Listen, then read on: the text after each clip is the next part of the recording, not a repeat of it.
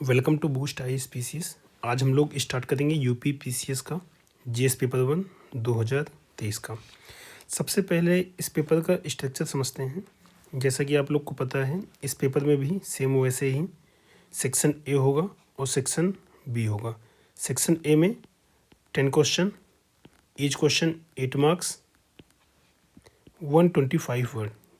Section B में 10 question, each question 12 marks and 200 word. ये आपको लिखना है। तो इस पेपर में भी सेम वैसे ही हम लोग वर्ड लिमिट ध्यान में रखेंगे कि वर्ड लिमिट कभी भी आप क्रॉस ना करें, और जिससे आपका टाइम भी बचे और आसानी से आप पेपर भी लिख सको। ज़्यादा हम समय वेस्ट नहीं करेंगे, चलते हैं अपने टॉपिक पे। सबसे पहले पहला क्वेश्चन है, गिव एंड अकाउंट ऑफ वैदिक लिटरेचर।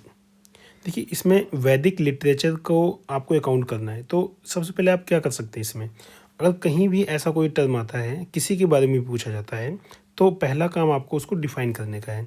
आप इसको डिफ़ाइन करिए। डिफ़ाइन कैसे कर सकते हैं? डिफ़ाइन ऐसे कर सकते हैं कि वैदिक literature refers the collection of literature that is based on the Vedas. It also includes ब्राह्मण टेक्स्ट आदि नकाश उपनिषद।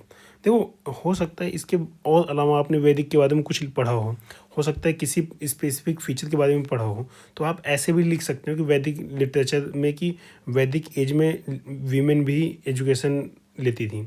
ठीक है, ऐसा एक फीचर लिख सकते हो।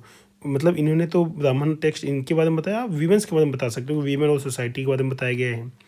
अच्छा, कोई भी लिटरेचर होगा वो सोसाइटी के बारे में, इकोनॉमिक के बारे में, वहाँ की पॉलिसी के बारे में, ये सब तो बताएगा ही।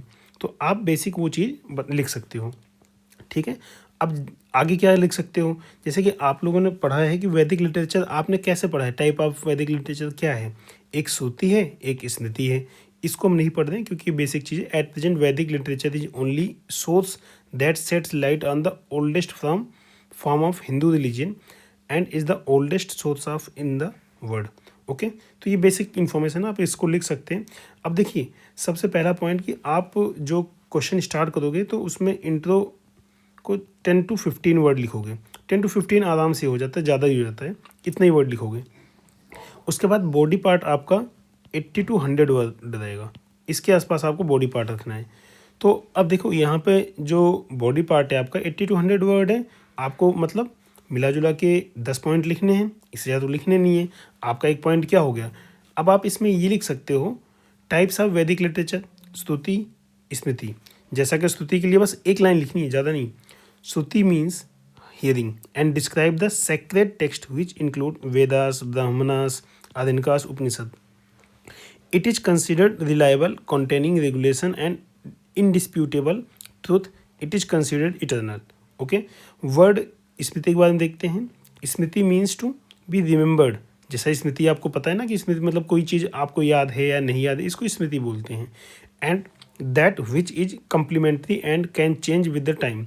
ओके, इंक्लूड, देखो मतलब ऑब्वियस बात है, कुछ सुने हो तो चेंज हो सकता है। Include entire body of post वैदिक क्लासिकल संस्कृत लिटरेचर, इंक्लूड वेदांगा, सद, दर्शन, पुराणास, इतिहास, उपवेदा, तंत्र, अगमा, उपनिषद। तो मतलब इसमें जो स्मृति वाली चीज़ें वो हैं। अब देखिए, आपको ये सारी चीज़ें नहीं लिखनी है। आप इसमें से कोई एक दो एग्जाम्पल लिख सकते हैं, जैसे उपंगा लिख सकते हैं, तंत्र लिख सकते हैं, उपवेदा लिख सकते हैं, बस ऐसे लिखना है। अब इसके अलावा वैदिक लिटरेचर के बारे में आप क्या लिख सकते हो? सोचो, आपने वैदिक लिटरेचर के बारे में और क्या पढ़ा होगा? आपने वैदिक लिटरेचर के बारे में पढ़ा होगा क्लासीफाइड, मतलब क्लासीफाइड को कर सकते हो। कैसे कर सकते हो? बेसिक चीज़ जो आपको पता है, जैसे कि आप वेदास लिखा है तो आपने 4 वेदा पढ़ा है। आप में से कोई भी ऐसा नहीं हो जिसने 4 वेदा नहीं पढ़ा होगा, सबने पढ़ा होगा। ऋग्वेदा, सामवेदा, यजुर्वेदा, अथर्ववेदा। अब देखो, आपको ज़्यादा एक्सप्लेन नहीं करना, आप बेसिक चीज़ें लिखिए। अगर आपको इनके बारे में थोड़ा सा पता है कि ऋग्वेदा सबसे बड़ा वेदा है, ठीक है, इसमें मतलब सॉन्ग्स और डांस म्यूजिक इसका वर्णन होता है, तो ऐसी चीज़ अगर आपको पता है तो आप इसको लिखिए और एक एक लाइन, बस एक एक लाइन लिखिए। जैसे कि इन्होंने भी देखिए, these Vedas are considered important are the very breathing air of God. Vedas preach from beginning to the end about the general well-being of society. Hearing of Vedas purifies us. Okay, basic चीज़ें आप ये line लिखिए ना लिखिए, आपने एक point एक information दे दी। Okay, मतलब 20 से 15 से 20 वर्ड इसमें लिख दिए। अगला इन्फॉर्मेशन उसमें और क्या मिलता है, ब्राह्मण्स के बारे में मिलता है। They are prose text that explains hymns in the Veda and are also an assortment of Sanskrit text that are embedded within each Veda, which include myth, legends to explain, instruct Brahmins on the performance of Vedic rituals. उसके बाद क्या आगे हमने आदिनिकास देखा। There are called forest book. Okay, आदन आदन मतलब आप फॉरेस्ट होता है ना, उसी चीज़ को इन्होंने लिखा है। The yajna rituals have been interpreted in the symbolic and philosophical manner by the Adinkas. Okay, next point आप क्या लिख सकते हैं, उपनिषद। There are 108 Upanishad. It includes philosophical ideas regarding the concepts of sacrifice, body, universe. They deal with rituals, observance, individuals, place in the universe. Okay, आप इसमें और भी लिख सकते हो, आप इसमें वीमन की हेडिंग डाल सकते हो, ठीक है, सोसाइटी की हेडिंग डाल सकते हो, ठीक है। सो इसके अलावा आप और बताइए, इकोनॉमी की हेडिंग डाल सकते हो कि उस टाइम की इकोनॉमी के बारे में भी बताता है, ठीक है, और भी मतलब पीपल के बारे में बताता है।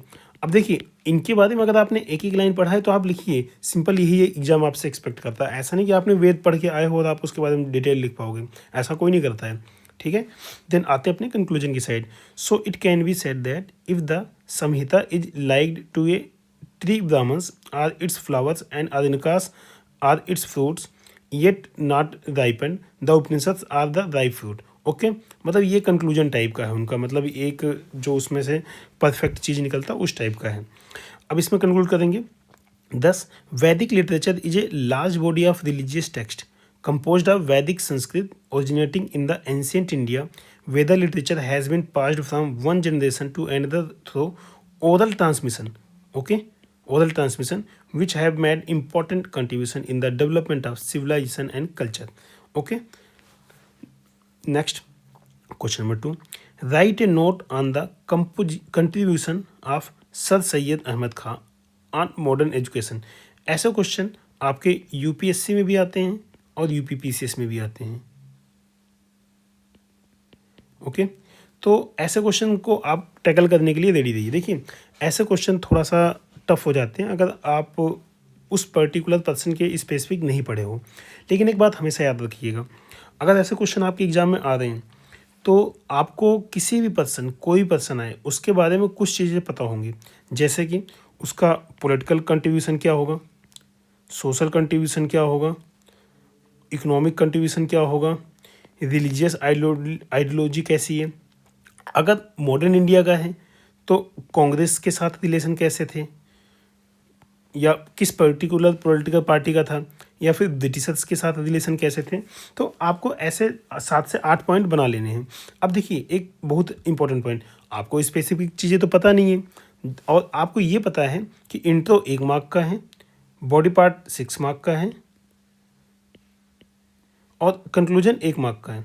तो आपको एक यहाँ लेना है, 6 यहाँ लेना है, 1 यहाँ लेना है, ऐसे लिखना है। और इसमें से आपको मतलब हार्डली तीनों को मिलाकर 3 या 4 नंबर मिलने हैं, ठीक है। तो आप अगर 5 पॉइंट या 6 पॉइंट या 10 पॉइंट जनरेट कर लेते हैं तो एग्जामिनर कैसे भी करके आपको 2 से 3 नंबर तो दे देगा। जहाँ आपको 0 मिलने वाला था वहाँ आपको कितना मिल गया, 2 से 3 नंबर, बस हो गया आपका काम ठीक। क्योंकि यहाँ पे आपको 0 मिल सकता था, बट आपने किसी भी तरीके से करके 2 से 3 नंबर लिया। जैसे कि इन्होंने स्टार्ट किया conclusion, sir Syed Ahmad Khan born in 1817 was a multi-dimensional individual who performed significant role as a government servant, journalist, educationist, social reformer, historian. His noteworthy accomplishment ranged from campaigning for educational changes to challenging social norms, fostering democratic principle. Okay, अब देखिए, sir Syed Ahmad Khan और क्या किए, pioneer of modern education in India. कैसे, a pioneering educationist understood the importance of education in empowering Muslim and guiding the towards the prosperity. अच्छा, और इसके बारे में बताइए कि आपने सर सैयद अहमद खान के बारे में सबसे मेन चीज़ क्या सुनी है, बताइए बताइए। इन्होंने मुस्लिम कॉलेज की इस्टेब्लिशमेंट की, जो कि अभी भी काफ़ी फेमस है, अलीगढ़ मुस्लिम यूनिवर्सिटी के नाम से। इनके काम देखिए। In 1864 translation society also known as scientific society, brilliant author book on history, religion, social changes. देखिए, रिलीजन के बारे में काम किया, सोशल के बारे में काम किया, सारे यही तो काम होंगे, बेसिक कोई क्या कर सकता है। उसके बाद 1875 ने मोहम्मदन एंग्लो ओरिएंटल कॉलेज की इस्टेब्लिशमेंट की। इंटरप्रिटेशन ऑफ इस्लामिक टेक्स्ट, ये सबसे इंपॉर्टेंट का काम है, ये दोनों काम जिसके लिए काफ़ी फेमस हैं। उसके बाद अगला, his main contribution in the field of modern education are as follows. अब देखिए, मॉडर्न एजुकेशन के बारे में इन्होंने लगभग काफ़ी लिखा है, बट मैं आपको कहूँगा कि थोड़ा सा इनका डाइवर्सिफाई लिखिए। जैसे कि इनका एजुकेशन के बारे में क्या कंट्रीब्यूशन रहा, ओके, उसमें आपका मॉडर्न एजुकेशन आ जाएगा। जैसे कि ही open school in the towns, got books translated into Urdu. He felt that Muslim could progress only if they got modern education. To accomplish that, he started the Aligarh movement. He established several educational institutions to spread education. The most notable, which was Mohammedan Anglo-Oriental College, which he founded in 1875. Later name was changed to Aligarh Muslim university. I think यही एक fact है जो कि mostly student को पता होगा इनके बारे में। तो इसको तो आपको लिखना है। इसको जैसे आप ज़्यादा से ज़्यादा 3 से मतलब 20 to 30 वर्ड लिख दीजिए। अगर आपको ये फैक्ट पता है तो इसको अच्छे से लिख दीजिए। लेकिन ऐसा नहीं कि देखो, अगर आप अपना आंसर कंसंट्रेट करोगे केवल एक पॉइंट पे तो आपको मार्क्स अच्छे कभी भी नहीं मिलेंगे। इसलिए आपको अपना आंसर हमेशा डाइवर्सिफाई रखना है, ठीक है। तो इसमें क्या है कि जैसे अगला लिखा है, MAOC played an important role in the 19th century Aligarh movement in Renaissance movement among the Indian Muslims. This had long-term consequences of countries, politics, religion and culture. देखिए, ये सारे पॉइंट आपको इनके उसमें ऐड करने हैं। He established Aligarh Scientific Society, ये भी important है, of England. The society held annual conference and published distributed scientific literature in both English and Urdu.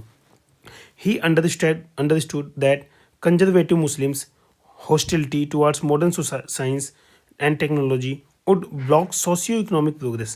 Okay, so he worked towards the advancement of Muslim way of education, thus paved the way for more enlightenment and awakened masses. Thus, he remained India's most powerful Muslim politician. His ideas guiding the belief of the vast majority of the Muslim. देखो, अब यहाँ पे हम देखेंगे कि इन्होंने केवल education के बारे में ऐसे बताया। आप इसको एजुकेशन के बारे में यहाँ से लिंक करिए। सोशियो रिलीजन एक हेडिंग डालिए, सोशियो रिलीजन। दूसरी हेडिंग डालिए पॉलिटिकल इंटरफेयर, ठीक है, आइडियोलॉजी, ठीक है, इकोनॉमिकल थिंकिंग, ठीक है।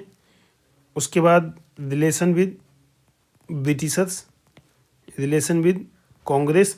तो आपके पास 5 पॉइंट तो यहीं से जनरेट हो जाएंगे, ओके।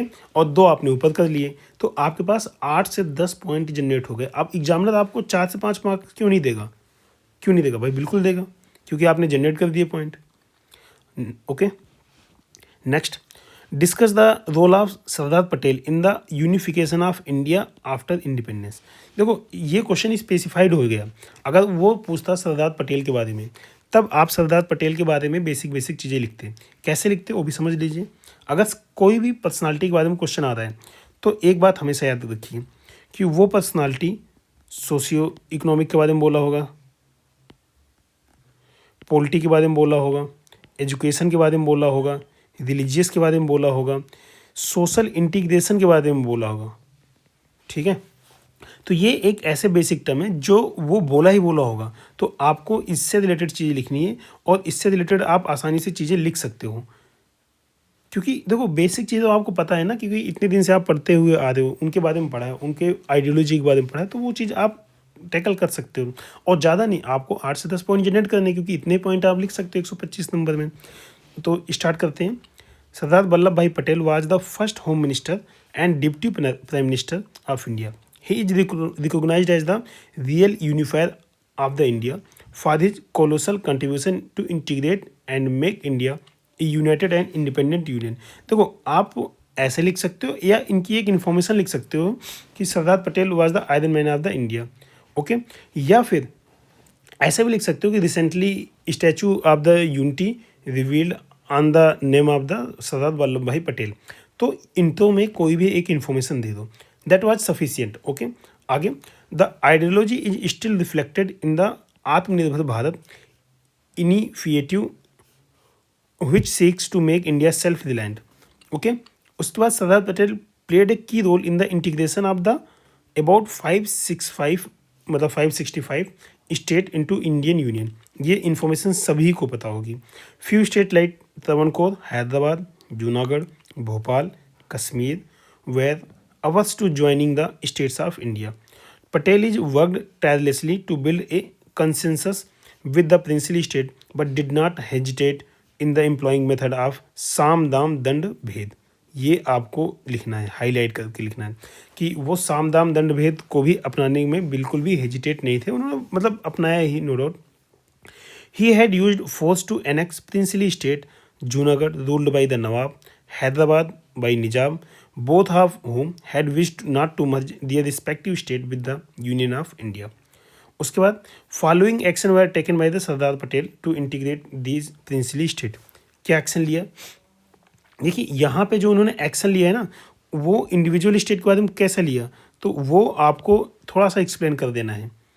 जैसे कि हैदराबाद, अब यहाँ पे एक आपने हेडिंग हैदराबाद डाली, contingent of troops sent within days India had control, बस इतना लिखना है। ज़्यादा से ज़्यादा आपको ईयर याद है तो ईयर लिख सकते हैं, बट ठीक है ईयर वहाँ यहाँ इतना मैटर नहीं करता क्योंकि कंट्रीब्यूशन बताना है, लेकिन अगर आप ईयर ऐड करते हो तो आपका 0.5 मार्क्स ऐड ही होगा।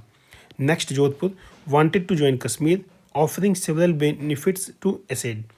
Junagadh actual Pakistan offer, actuated Pakistan offer, plebiscite organized, उसमें 91% voted to remain in India. ये सबसे बड़ा पॉजिटिव पॉइंट था जूनागढ़ का। ट्रूप सेंट, उसके बाद इन्होंने ट्रूप्स भेज दी। ओके, मतलब इसमें क्या था कि जूनागढ़ वाले ज्वाइन करना चाहते थे पाकिस्तान, बट प्लेबिसाइड कराया इन्होंने सरदार पटेल ने, और उसमें 91% इंडिया ज्वाइन करना चाहते थे। अब वो कुछ कर ही नहीं सकते हैं, तो उसके बाद उन्होंने मतलब अपनी ट्रूप सेंड कर दी। किसने? सरदार पटेल जी ने। अगला, Kashmir instrument of accession was signed on the agreement to send help by the Raja of Kashmir. ये सारी कहानी आप सबको पता है, डिटेल में डिस्कस नहीं करना, बस एक लाइन लिखिए कि instrument of accession signed by the Raja of Kashmir. ठीक है, उसके बाद strategy of J L Nehru सरदार पटेल, मतलब ऑब्वियस बात है, प्रेशराइज किया, आप सबको पूरी कहानी पता है आर्टिकल 370 से लेकर पूरी, तो ज़्यादा इसमें डिस्कस नहीं करना, बस केवल 2 लाइन लिखिए कि इंस्ट्रूमेंट ऑफ एक्सेशन पे उन्होंने साइन किया और वो इंडिया का पार्ट बना, और थोड़ा सा इशूज़ हुए जिसके चक्कर में आज तक हम खींचे चले आए, बट ठीक है अभी तो फिलहाल इंटीग्रेट हो चुके हैं। उसके बाद कंक्लूड करते हैं। देखिए आपने 7 से 8 पॉइंट लिख लिया, ठीक है। अगर आपको फिर भी अब पॉइंट जनरेट नहीं हो रहा है तो आप थोड़ा सा उनको प्रेजेंट के कॉन्टेक्स्ट में लिंक करिए। जैसे कैसे लिंक कर सकते हैं कि मतलब आफ्टर इंडिपेंडेंस पूछा है तो आफ्टर इंडिपेंडेंस आपने इनके नाम पे वो भी किया, मतलब पॉलिटिकल रिफॉर्म एक तरीके से नहीं किया, ठीक है मतलब इनकी अलग से आइडियोलॉजी ही है। इसके बाद कंक्लूड करते हैं, integration of these princely state with the union of India brought great wealth to the country along with this these states were involved in many important works like trading, import, export for India. Thus, role of Patel ji is noteworthy and cannot be forgotten as he has given country a lot by his great work. Okay, next question पे चलते हैं। What kind of hindrances do regionalism create development of India? देखो ये question जो है काफ़ी basic question है, आपके एग्जाम में ये यूपीएससी में भी आ जाता है और यूपी पीसीएस में भी आता है। देखिए इसमें 3 टॉपिक हैं, एक रीजनलिज्म, एक कम्युनलिज्म, एक सेकुलरिज्म। ये तीनों टॉपिक घूम घूम के एग्जाम में आते हैं, कभी ये आएगा कभी ये आएगा कभी, तो आप इनके तीनों की बेसिक डेफिनेशन याद रखिए जिससे आपका क्वेश्चन आसानी से सॉल्व हो जाए। तो सबसे पहले इसकी डेफिनेशन से स्टार्ट करते हैं। Regionalism is a narrow sense of loyalty to a region of or state, बस बेसिक डेफिनेशन यही है। Many times it happens that people of particular region or state feel that their soil, culture, economic, constitutional right are being neglected. तो इसमें आप example लिख सकते हो, जैसे मराठा, कन्नड़ा, ठीक है, या फिर आप ग्रेट नागालैंड, ऐसे एग्जाम्पल लिख सकते हो। उसके बाद इसमें वाई रीजनलिज्म, एक हेडिंग डालिए, वाई रीजनलिज्म, ठीक है, एक छोटी सी हेडिंग डालिए आप, इसमें ऐसे बनाइए वाई रीजनलिज्म, और उसके ऐसे गोला करिए और 4-5 रीजन लिख दीजिए। क्यों? ज्योग्राफी के रीजन से, इकोनॉमिक रीजन से, पॉलिटिकल रीजन से, लैंग्वेज रीजन से, ठीक है, और सोशियो इकोनॉमिक रीजन से। तो ऐसे ऐसे 5-6 रीजन लिखिए, मतलब ये आपसे पूछा नहीं गया, बट आप इसको ऐड कर दोगे तो आपका क्वेश्चन थोड़ा सा स्ट्रेंथन हो जाएगा। ज़्यादा नहीं, हार्डली आपका जाएगा 20 to 30 वर्ड, इतना तो जाएगा ही जाएगा, ठीक है। नेक्स्ट आते हैं, इसको मिटा देते हैं, थोड़ा गंदा हो गया। तो आप ऐसा लिख सकते हो, ठीक है। उसके बाद this lead to people demanding privilege and opportunities for the development of their region or area which provide them complete society. The problem of regionalism is derivative element in India's nation building.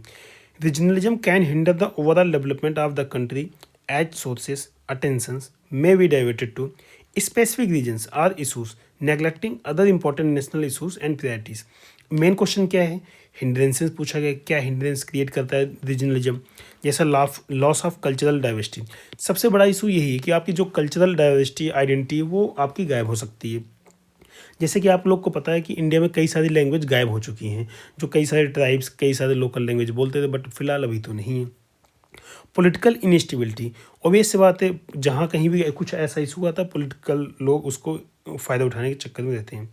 Economic disparities, violence, जैसे कि आपने नागालैंड में violence देखा, मणिपुर में violence देखा, कर्नाटक के में कई बार आपने वायलेंस देखा होगा कन्नड़ को लेकर, कॉन्फ्लिक्ट, फ्रेगमेंटेशन, नेशनल डिवीजन, सबसे बड़ी चीज़ जो होती है इसमें नेशनल डिवाइड हो जाता है। मतलब जहाँ पे नेशन को यूनाइटेड रहना चाहिए था, एक साथ आवाज़ उठानी चाहिए, तो वहाँ पे रीजनलिज्म की आवाज़ उठने लगती है, और तो काफ़ी ज़्यादा इंडिया के लिए ख़राब चीज़ें। Thus hindrance created by regionalism in development of India as follows. क्या क्या हिंड्रेंस क्रिएट होता है? अंडरमाइनिंग द नेशनल यूनिटी, सबसे पहला तो यही कि भाई आपकी नेशनल यूनिटी को खतरा होता है। It can undermine the national integration as loyalty and allegiance to a specific region may override और loyalty to the nation. Demand for the greater Nagaland, सबसे बड़ी दिक्कत ये है। उसके बाद disturb law and order, agitation and conflict arising from regional demand can disturb law and order, thus focusing the attention of the government in other matters than in the development. Okay, then infiltration of external factor, सबसे बड़ी दिक्कत ये भी है कि आपका जो external factor है वो इनफिल्ट्रेट कर देता है, इसलिए लोगों को लगता है कि उनकी आइडेंटिटी खतरे में है, उनकी लोकल चीज़ें खराब हो रही हैं, उनकी लोकल चीज़ें कोई और यूज कर रहा है। जैसे it can create opportunities for external actors such as terrorist group of different organization exploit the situation. आप एग्जाम्पल में यहाँ पे कश्मीर का लिख सकते हो कि वहाँ पर दूसरे जगह के लोग उसका एडवांटेज मिसयूज करते हैं। जैसे कि आप कश्मीर टूरिज्म पे देखिए, पहलगाम अटैक हुआ तो उस रीजनलिज्म को काफ़ी बड़ा धक्का है। Okay, division and fragmentation creates this as the regional identities and interest takes precedence over national unity and solidarity. उसके बाद कंक्लूड करेंगे, other types of hindrances such as hindrances to inter state cooperation, weakening of national institution, political instability, economic loss are also created by the regionalism। आप इसकी भी एक एक heading डाल सकते हो, ऐसा नहीं, आप एक हेडिंग डालिए और ऐसे 10 पॉइंट, मतलब आप नंबर ऑफ पॉइंट बढ़ाने की कोशिश करिए। एग्जामिनर को लगना चाहिए कि आपने नंबर ऑफ पॉइंट लिखे हैं, तो वो आपको मार्क्स देने के लिए मजबूर रहेगा। कंक्लूड करते हैं, thus a balance between regionalism aspiration and national integration is crucial for maintaining harmony, sustainable development in diverse country like India. Okay, next question number 5, unemployment is the only cause for the prevalent poverty in India। देखो अब comment करना है इसमें, आपसे question में पहले ही बोल दिया कि क्या सबसे बड़ा कॉज है, unemployment is the only cause. अब आपको उसको जस्टिफाई करना है। अगर क्वेश्चन कभी ऐसा आता है जिसमें आपको स्टेटमेंट दे रखा है, आपको उस पर स्टैंड लेना है, तो कोशिश करिए बैलेंस स्टैंड लेने के लिए, क्योंकि क्वेश्चन तो वो चीज़ आपको बोल ही रहा है। अगर आप उसको स्टेटमेंट को निगेट करते हैं तो आपके पास बड़ा सॉलिड रीजन होना चाहिए कि नहीं अनएम्प्लॉयमेंट नहीं है पॉवर्टी का मेन रीजन, ठीक है, ओनली कॉज नहीं है, ठीक है। तो आप इसके सपोर्ट में अपने आर्गूमेंट दीजिए। अगर आपको निगेट करना है, अगर पॉजिटिव में जाना है तो ऑब्वियस बात है फिर भी सपोर्ट में तो देना पड़ेगा। तब आप थोड़ा सा मिड माइल्ड सपोर्ट रहेगा तब भी चलेगा, लेकिन निगेट करना है तब तो आपके पास स्ट्रॉन्ग सपोर्ट होना चाहिए। स्टार्ट कैसे कर सकते हो? स्टार्ट 2-3 पॉइंट से कर सकते हो। सबसे पहले तो आप अनएम्प्लॉयमेंट बता सकते हो, दूसरा पुअर्टी बता सकते हो इंडिया में क्या है, या फिर इससे रिलेटेड कोई डेटा आपको याद है, कोई आपने रिपोर्ट पढ़ी है तो उसका डेटा भी लिख सकते हो। तो जैसे unemployment is defined as the situation in which person in the working age group and actively looking for a job is unable to find the work, okay, which leads to poverty as the lacks of minimum income to enjoy the healthy lifestyle, okay. Unemployment can often cause poverty as people without jobs have no regular income source. In turn, poverty by stripping people of essential sources opportunities can render them unemployable due to lack of suitable skill and education and perpetuating their unemployment. देखो इस paragraph में इन्होंने link किया है कि unemployment से कैसे poverty आती है और कैसे लिंक होता है। आप इस पॉइंट को ऐसे भी लिख सकते हो। आप थोड़ा सा इसमें देखेंगे, जैसे इन्होंने सारी चीज़ लिंक की है ना, तो आप बीच में अनएम्प्लॉयमेंट लिखिए, उसके बाद लिंक करिए सबको कैसे आता है, ठीक है। अनएम्प्लॉयमेंट क्या करता है? Due to lack of skill, ठीक है। रेंडर क्या है? Unemployable due to lack of skill, ठीक है। लेस स्किल, लेस स्किल से क्या आएगा? लो एजुकेशन, लो एजुकेशन से क्या आएगा? लो क्वालिटी जॉब या फिर नो जॉब, और फिर नो जॉब तो फिर आगे जनरेशन में अनएम्प्लॉयमेंट फिर पास करेगा। आप एक ऐसे छोटा सा टेबल बनाइए। देखो क्वेश्चन को जितना डायग्रामेटिक फॉर्म में करोगे, थोड़ा सा फ्लो चार्ट डालोगे, एक दो वेन डायग्राम डालोगे या फिर एक बॉक्स बनाओगे, तो वो एग्जामिनर का अट्रैक्शन खींचता है, वो आपकी कॉपी को पढ़ता है। नहीं तो एग्जामिनर के पास तो 10,000 कॉपियाँ हैं, वो क्यों पढ़ेगा आपकी कॉपी को? वो तो बेसिक देखा, हाँ लिखा है नंबर दो। तो आप थोड़ा सा अट्रैक्टिव कॉपी को बनाइए। जैसे अगला, according to the last official estimate of the poverty released by the planning commission in 2011-12, poverty rate was reported by to be 21.92। ये एग्जैक्ट डाटा जो अभी रिसेंट में आएगा उसको आप लिखेंगे। Which was estimated during the suggestion of the Tendulkar committee. अगला point, direct relationship between poverty and unemployment. देखो वही चीज़ इन्होंने यहाँ पे लिखा है। कैसे? राइजिंग पॉपुलेशन प्राइस राइज करता है, अनएम्प्लॉयमेंट होता है, no job no money, decreasing purchasing power, deprived land, low standard of living, उससे क्या होगा? पॉवर्टी। तो घुमा फिरा कर बात ऐसी है कि अनएम्प्लॉयमेंट के कारण आपकी पॉवर्टी आ रही है, ठीक है। As of December 2021 there was 53 million unemployed person in India. Rising price have resulted in purchasing power of money decreasing, reducing the real value of the money earned. People from the lower income group are forced to cut down expenditure, as a result fall below the poverty line. Thus, the severity of the poverty is proportional to the level of the unemployment. Obvious सी बात है, link किया इन्होंने। अब यहाँ पे आपके पास अगर कोई डेटा रिसेंट का है तो वो लिखिए, कोशिश करिए कि रिसेंट डाटा लिखिए।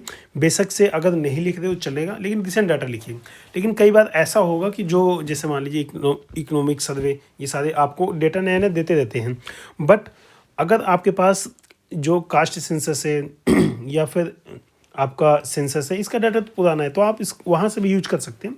बट अनएम्प्लॉयमेंट, वीमेंस रिलेटेड, ये सारे डेटा आपको जितने रिसेंट लिखोगे उतना आपका फ़ायदा मिलेगा। हाउ अनएम्प्लॉयमेंट लीड्स पॉवर्टी, कैसे? देखिए इसको, फाइनेंशियल डिफिकल्टीज होता है, consumer expenditure spending decreases which affect the health, human resource, financial difficulties lead to low education, health problems, low standard of living which hampers human development and traps them in an integrational cycle of the poverty. तो यहाँ पे 2-3 जगह पे इन्होंने थोड़ा सा attractive बनाने की कोशिश की। अगला देखते हैं, government has taken eastern steps and schemes like mission Rozgar, skill India mission, national employment service portal to lower the rate of unemployment thus taking people out of the poverty. देखो इन्होंने कंक्लूजन में कोशिश किया है कि फ्यूचरिस्टिक अप्रोच रखें। आपको भी कंक्लूजन में कोशिश करना है कि आप भी फ्यूचरिस्टिक अप्रोच रखें। Okay, question number 6, do you agree with the statement that crime against women in India is increasing. देखिए जो वीमेन से रिलेटेड क्वेश्चन है, वीमेन, ओल्ड एज, चाइल्ड, इनसे रिलेटेड क्वेश्चन अक्सर आते हैं, तो आप इस टॉपिक को भी रेडी करके रखिए। अब आप सबसे पहले देखो क्वेश्चन को स्टार्ट कैसे करोगे। पहली चीज़ तो क्राइम अगेंस्ट वीमेन आपको बताना है। आपको कोई डेटा याद है वो लिख सकते हैं, या फिर रिसेंट में कोई इंसिडेंट हुआ है, जैसे अभी बेंगलोर रेप केस हुआ है, ठीक है, तो उसको इंसिडेंट में लिख सकते हो कि recently A brutal crime happen against the women, ऐसा कुछ करके मतलब बना सकते हो। या फिर आपने कोई और इन्फॉर्मेशन पढ़ी है तो आप उसको भी लिख सकते हो। जैसे कि आप ऐसा भी लिख सकते हो कि मणिपुर में वायलेंस हुआ, उसमें सबने एक वीडियो देखी, वीमेन के अगेंस्ट वायलेंस हो रहा है, अल्टीमेटली ठीक है कॉज या रीजन कुछ भी हो, लेकिन वायलेंस तो वीमेन के अगेंस्ट हो ही रहा है। तो आप इस पॉइंट को भी मतलब लिख सकते हैं यहाँ पे। Violence against women is a major problem in the country, recently a study increase is being seen in the number of crimes against women, specially extremely serious case like gang rape. Okay, ये चीज़ आपने देखा। Nature of violence against women, अब क्या nature है उनका, sexual abuse है, domestic violence है, क्रिमिनल वायलेंस है, फीमेल फिटिसाइड है, मोलेस्टेशन है, denying women share in property, Sati act, dowry. देखो अभी जो चल रहे हैं सारे चल रहे हैं, लेकिन आप बेसिक से लिखिए। सबसे पहले कि वीमेन जब पैदा होती है, ठीक है, यहाँ से देखिए, देखेंगे यहाँ पे, जैसे वीमेन है जब पैदा होगी तो उसका फिटिसाइड है, ये हो जाएगा, ठीक। आने के बाद उसका रिसोर्स डिस्ट्रीब्यूशन में दिक्कत है, उस रिसोर्स डिस्ट्रीब्यूशन के बाद फिर क्या है, जब थोड़ा सा बड़ी होगी तो अर्ली चाइल्ड मैरिज हो जाएगी। और कई बार यहाँ इस स्टेज में भी आपने रेप के केस सुने होंगे, और जो ये स्टेज है, इस स्टेज में रेप करने वाले आपके फैमिली मेम्बर होते हैं अक्सर। ये बिटर ट्रूथ है, आपको बुरा लग रहा होगा बट ये सच है, फैमिली मेम्बर वाले ही मोस्टली होते हैं इस केस में रेप करने वाले। देन आप जब 18 ईयर की हुई तो अर्ली चाइल्ड मैरिज हो गई, वहाँ भी रेप हुआ उसका, ठीक है, उसके अगेंस्ट वायलेंस हुआ। देखिए मतलब वायलेंस कई टाइप के होते हैं। अब जैसे कई बार आप मतलब कोई अंडर एज है, आप उससे काम कराया जाए तो घर का काम करा रहे हो, उस एज के लिए वो बनी ही नहीं है, बट आप उससे काम करा रहे हो, जहाँ पे उसे पढ़ना चाहिए आप वो बेचारी काम कर रही है।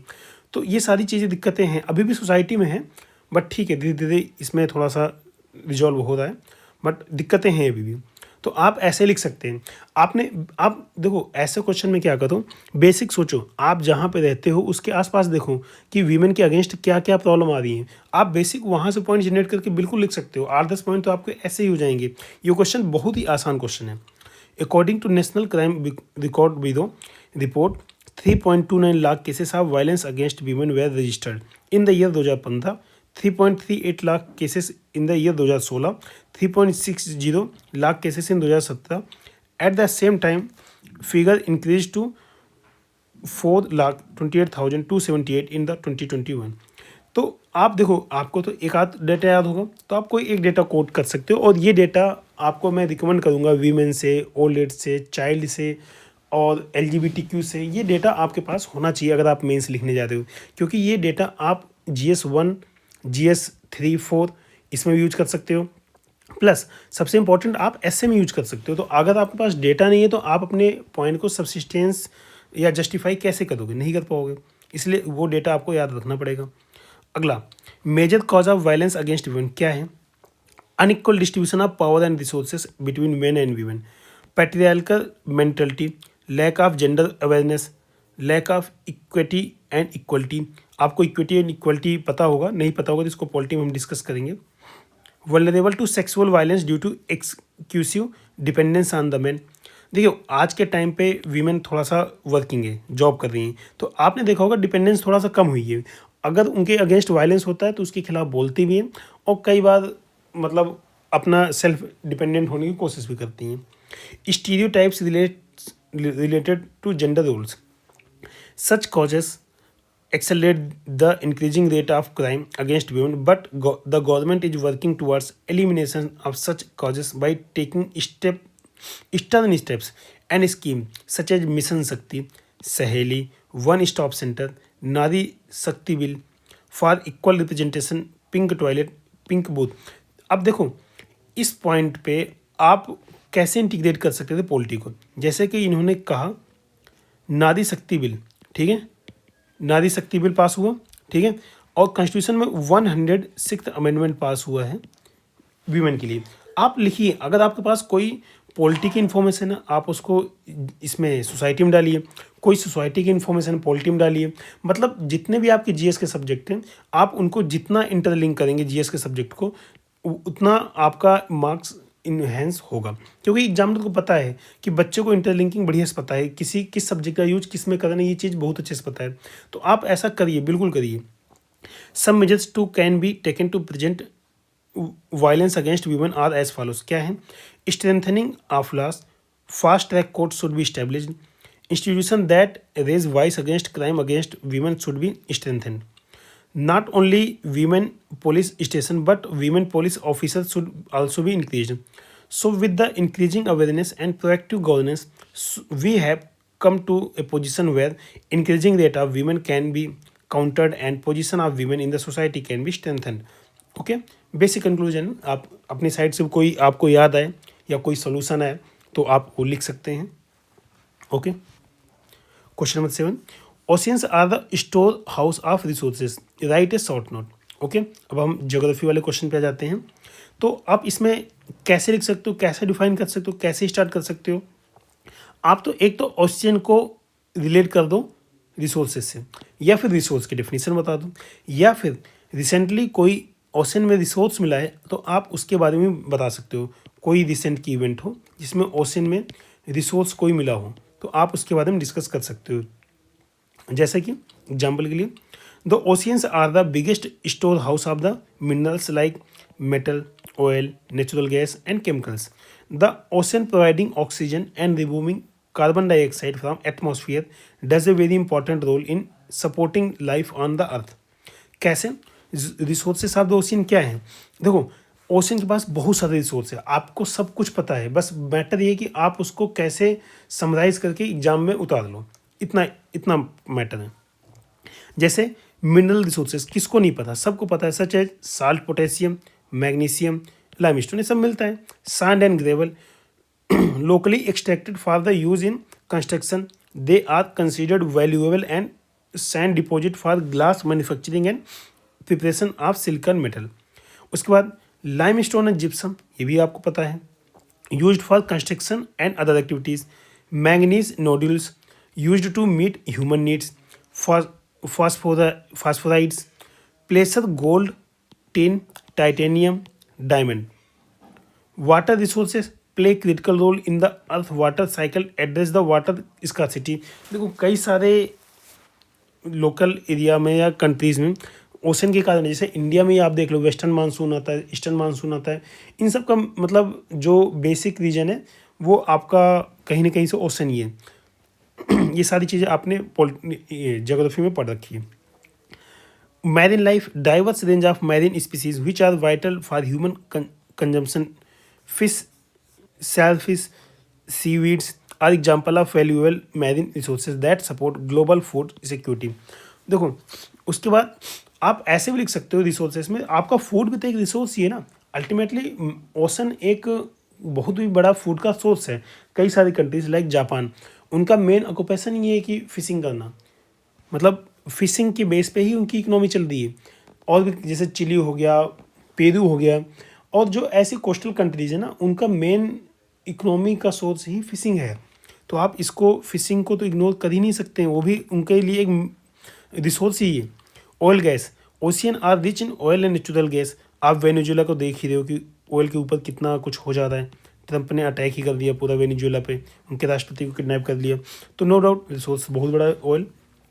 Renewable energy, ocean currents, tides, wave offer immense potential for renewable energy. भाई आप इलेक्ट्रिसिटी भी तो जनरेट कर रहे हो ना इसके बेस पे, तो भी है।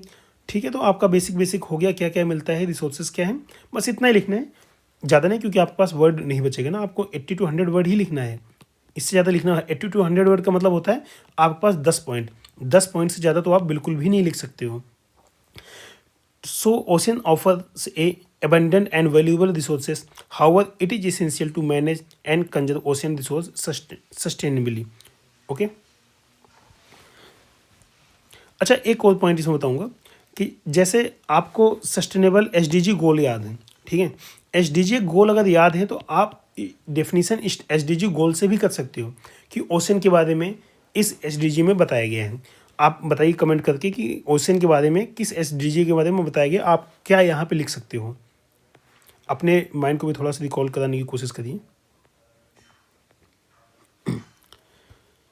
अगला, soil profile plays an important role in agriculture, do you agree. देखो, अब soil profile play important role in agriculture, आप डू यू एग्री, ऑब्वियस बात एग्री तो होना पड़ेगा आपको। अगर नहीं एग्री हो तो भाई उसके अगेंस्ट में स्ट्रॉन्ग पॉइंट दो।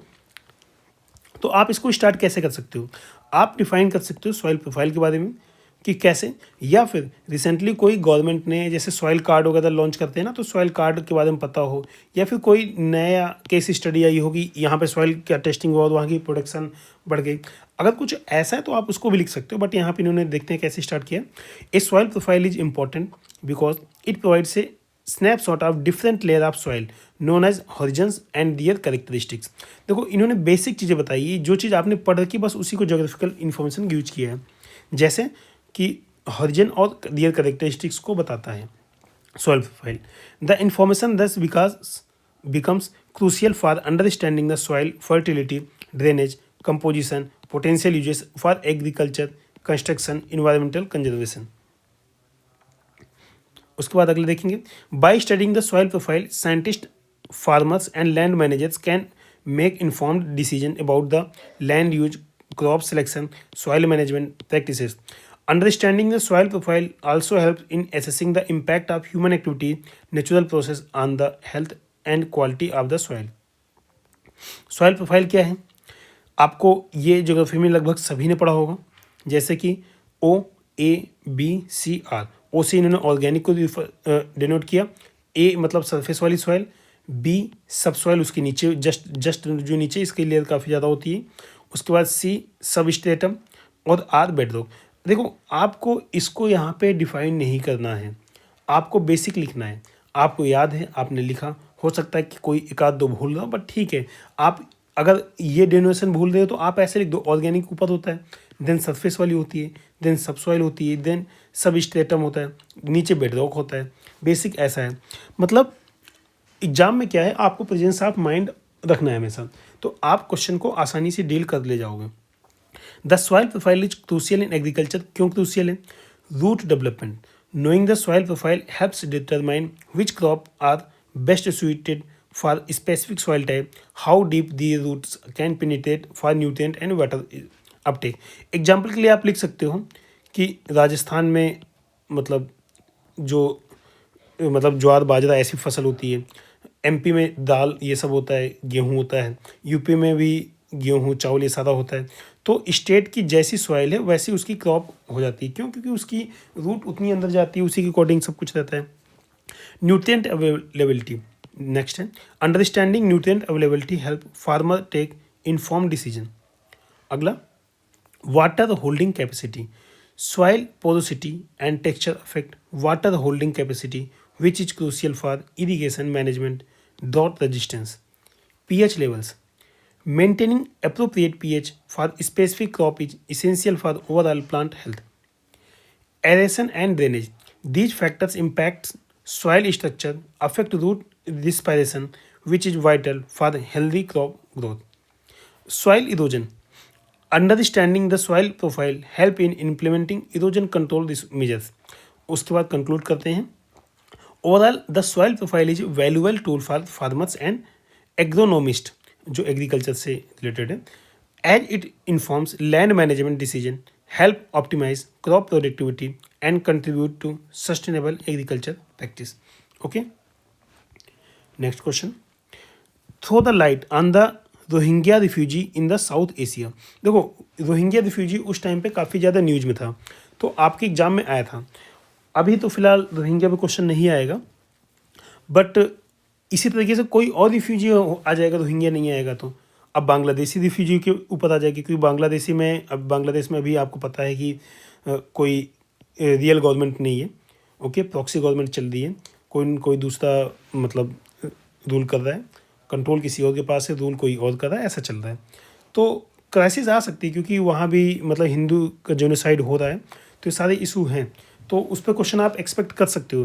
देखो, आस पास आपके आसपास अगर कोई ह्यूमैनिटेरियन क्राइसिस हुई है, ह्यूमैनिटेरियन क्राइसिस, आप एक्सपेक्ट करिए उस पर क्वेश्चन आएगा, तो उसके बेस पे आप रेडी रहिए। अभी आप सोचिए कि आपके आसपास क्या ह्यूमैनिटेरियन क्राइसिस हुई है, जो कि सबसे बड़ा तो मतलब आप बांग्लादेश का इशू देख सकते हो, तो उस पर क्वेश्चन आ सकता है। मणिपुर का इशू आ सकता है, मणिपुर में भी क्राइसिस है, वहाँ का भी क्वेश्चन आ सकता है। तो इसके बारे में रेडी रहिए। आप रेडी रहने का क्या मतलब, रेडी रहने का मतलब ये है कि मणिपुर का क्लैश क्यों है, कुकी मैती दो कम्युनिटी हैं, इसके बारे में आप पता रखिए। तो बेसिक चीज़ें हैं, अभी हम ज़्यादा इधर तो नहीं जाएंगे, अपने क्वेश्चन को आते हैं। Rohingya refugees crisis is significant humanitarian issue in South Asia, primarily affecting Myanmar, its neighboring countries. Okay. Rohingya are an ethnic Muslim minority group residing in Rakhine state of Myanmar. They have faced a long-standing discrimination and persecution in Myanmar, which has intensified over the year. अब cause of the crisis क्या है? Discrimination and statelessness. कैसे? Denied citizenship in Myanmar since the countries independence in 1948। Military crackdown में कैसे हुआ? This has resulted in mass displacement, killings and human rights abuses. Okay. Escalation of crisis वो कैसे हुआ? The crisis escalated in 2017 when Myanmar military launched a brutal crackdown in response to attack by Rohingya insurgent। देखो, कुछ ना कुछ काज तो होता है किसी भी इंसिडेंट के पीछे, तो यहाँ पे ये है। इंटरनेशनल रिस्पॉन्स क्या था? It has generated global attention and condemnation. Obvious बात है, ग्लोबल अटेंशन मतलब इस चीज़ को कंडेम तो करेगा ही, लेकिन ये लोग कंडेम ज़्यादा करते हैं, रियल में तो बहुत कुछ नहीं कर पाते पॉजिटिव। ठीक है, ह्यूमन राइट वगैरह मतलब थोड़ा कोशिश करते हैं, फूड वगैरह अवेलेबल करा देते हैं, बट अगर देखा जाए तो किसी को क्या फूड अवेलेबल कराना ही सफिशिएंट है? नहीं। अगर आप उसे जहाँ से वो आया है वहाँ उसे दोबारा नहीं भेज पा रहे हो, उसके घर में दोबारा उसको नहीं रख पा रहे हो, तो कहाँ तक बेटर है? Many countries and international organizations and human rights group have called for an end to the violence। obvious बात है, ये लोग तो अच्छी अच्छी बातें करेंगे। All took initiative for protection of Rohingya rights। देखो, कोई भी क्राइसिस हो जाती है उसे रिवर्स करना बहुत मुश्किल होता है। किसी चीज़ को कोशिश करना चाहिए कि क्राइसिस होने से ही रोका जाए। तो यहाँ से सीख लेनी चाहिए कि अगर पर्टिकुलर एरिया में कोई एथनिक ग्रुप रहता है और वल्नरेबल है तो उसको प्रोटेक्शन पहले से दो। चैलेंजेस क्या है? Safe and voluntary return has been challenging. देखो, वही बोला ना, challenging due to continued insecurity and lack of guarantee for rear safety and right. Overcrowded refugee camps have posed significant health and safety risk. ये सारे issue हैं। Solution क्या है? Addressing the root cause including discrimination, statelessness, ethnic conflict in Myanmar. Rohingya refugee crisis remain a deeply complex and ongoing issue. International cooperation and concerted effort are required to seek the sustainable solution to their plight. Okay.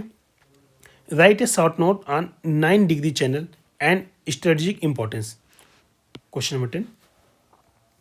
The 9-degree channel is significant maritime feature located in Indian Ocean।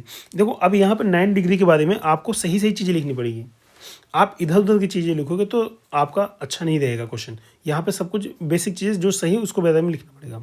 It's separate Lakshadweep island from the Minicoy. मतलब basically क्या है, लक्षद्वीप को मिनिकॉय से अलग करता है 9 degree channel. इसलिए देखो, आप यहाँ पे इमेज भी बना सकते हो, आप ऐसे भी कर सकते हो। कैसे?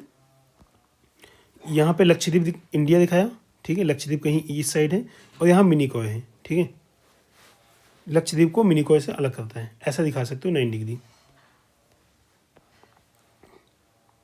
मैरीटाइम नेविगेशन, देखो इन्होंने इमेज बनाया है, थोड़ा सा साफ नहीं है, स्कैन में सही नहीं आया है, बट ठीक है, आप समझ गए हैं, ठीक है। मतलब आप सिंबॉलिक बना सकते हो, एग्जैक्ट बने ना बने वो बहुत मैटर नहीं करता, क्योंकि आपको इन्फॉर्मेशन पता होनी चाहिए। स्ट्रेटजिक इंपॉर्टेंस क्या है? देखो किसी भी चीज़ की स्ट्रेटजिक इंपॉर्टेंस क्या हो सकती है, आप सोच के देखो कैसे कैसे इंपॉर्टेंट हो सकता है। मैरी टाइम नेविगेशन इंपॉर्टेंट हो सकता है। It allows ships to move between western coast of India and eastern coast of India Africa, facilitate trade and connectivity.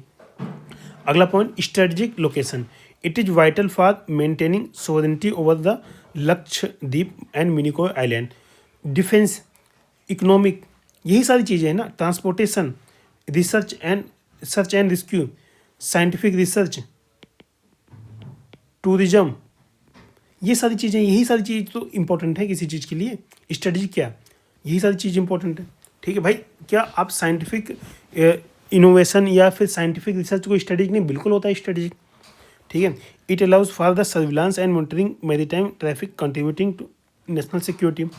Economic implication, 9 degree channel support fishing activities, benefit the local economy and livelihood. It also aid in the transportation of goods, resources, contributing the economic development in the region. Search and rescue operation, it facilitate the movement of vessels engaged in humanitarian mission and disaster. अब आप इसमें socio condition, ठीक है, tourism, scientific research, ठीक है, ये सारे point add कर सकते हो। तो मिला जुला के आपके 10 पॉइंट के आसपास हो जाएंगे। Okay, in conclusion, the 9 degree channel is a strategically important maritime passage in the Indian Ocean, serving multiple purpose including trade, defense, economic development. Okay, यहाँ पे हमारे सेक्शन ए के 10 क्वेश्चन कंप्लीट होते हैं। Next section B, question number 11, describe the architectural feature of the temples of Nagara style. देखो Nagara style के temple architecture के बारे में बताना है। ये बेसिक आर्ट एंड कल्चर का क्वेश्चन है। तो आप लोगों ने इतना तो पढ़ा ही होगा, Nagara style, Vesara style, Dravida style, तो मतलब ये बेसिक है, बिल्कुल बेसिक है। अब सबसे पहले देखिए, आपको किसी भी स्टाइल के बारे में आए तो आप ये बता दीजिए, एक कोई इन्फॉर्मेशन लिखनी है तो आपको ये पता होना चाहिए कि नगरा स्टाइल इंडिया के किस एरिया में फैला हुआ है। ओके, ये तो बेसिक पता होगा।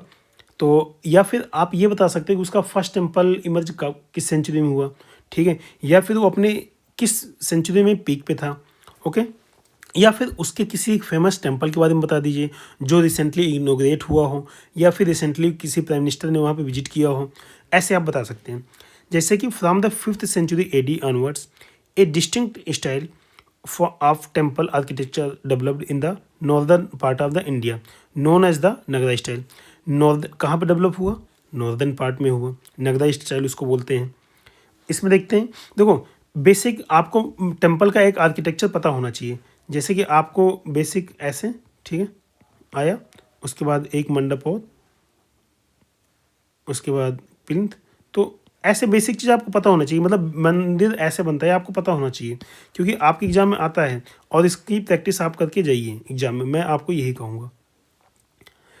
उसके बाद देखिए, सबसे ऊपर अमलका होता है, देन मंडप होता है, ठीक है, शिखर इसको बोलते हैं जो ऊंचा हुआ भाग, गर्भगृह जहाँ मेन डाइटी रहता है उसको बोलते हैं। यहाँ पे आइडल रहती है, प्लिंथ होता है, थोड़ा हाई राइज प्लेटफॉर्म होता है नागदा में, ठीक है।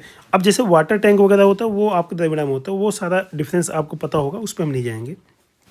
अब इसमें देखिए आर्किटेक्चरल फीचर क्या है, बेसिक जो आपके मंदिर में होता है उसी को आपको लिखना है, इसके अलावा कुछ नहीं करना है।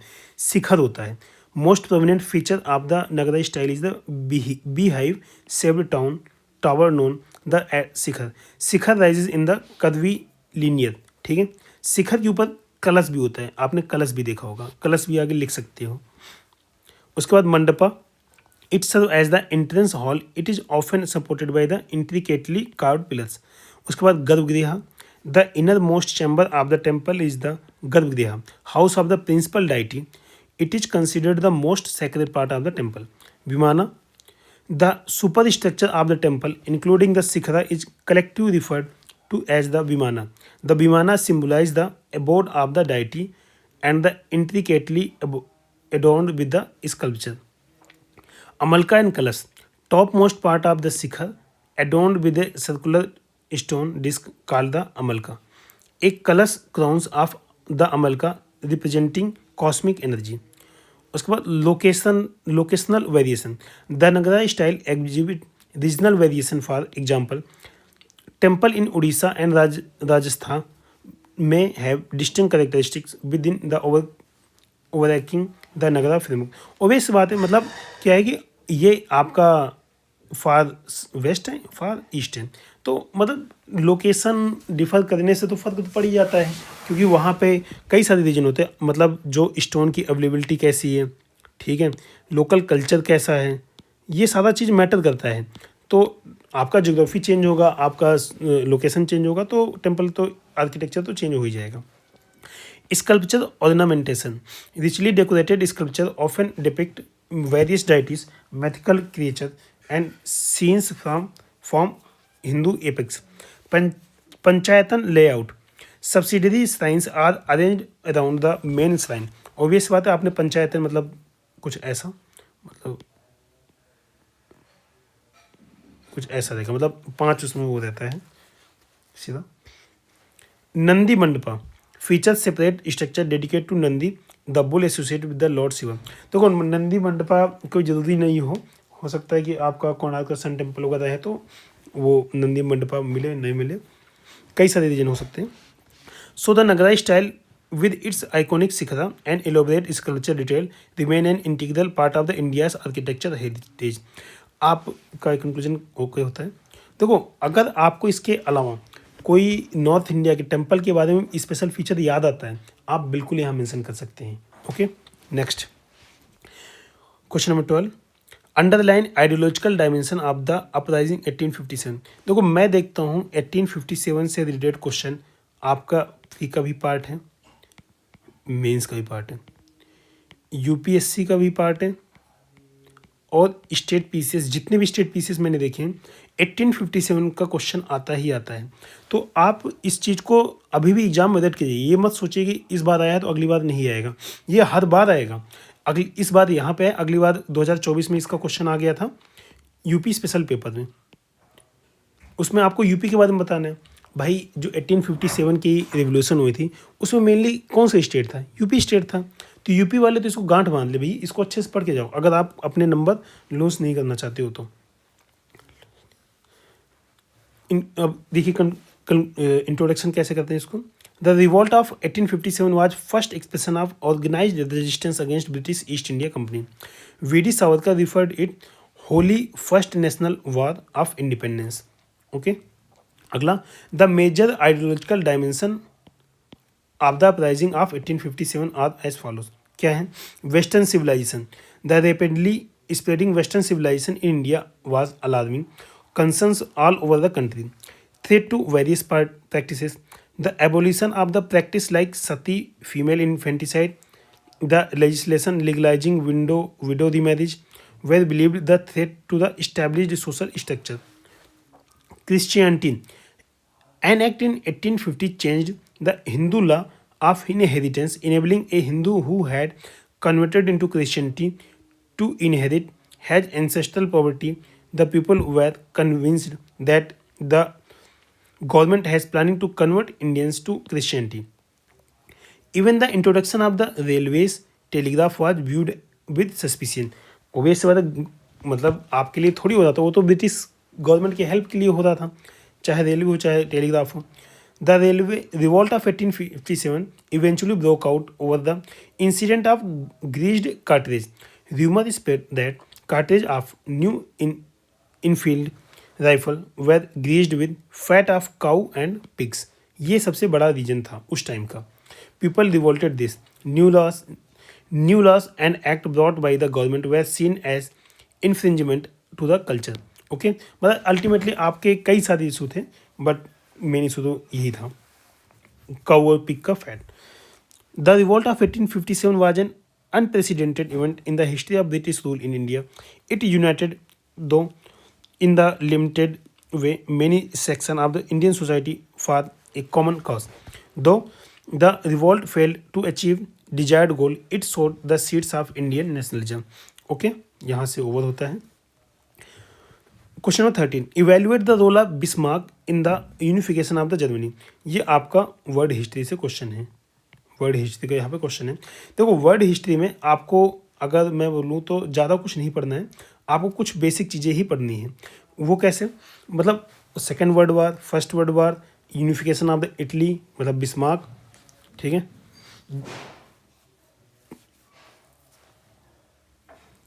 मतलब यूनिफिकेशन ऑफ द इटली हो गया, यूनिफिकेशन ऑफ द जर्मनी हो गया, ठीक है, जिसमें आपको बिस्मार्क आएंगे। तो ऐसी जो चीज़ें हैं बेसिक चीज़ें आप वो पढ़िए, आप मतलब बहुत ज़्यादा चीज़ें मत पढ़िए, बस मेरा ये कहना है। जैसे आपको अमेरिकन रिवोल्यूशन पढ़ लेनी है, वर्ल्ड वार वर्ड पढ़ लेना है, वर्ल्ड वार सेकंड पढ़ लेना है, unification of the Italy, unification of the Germany, ठीक है, और ब्रिटिश ट्रेड पॉलिसी वगैरह, ये सारी चीज़ बेसिक चीज़ें पढ़नी है, ज़्यादा कुछ नहीं पढ़ना है इसमें, क्योंकि इस क्वेश्चन इन्हीं में से आ जाता है। The formation of Germany as a nation state was one of the most important event in the history of the Europe. ये क्वेश्चन क्यों पूछा जाता है?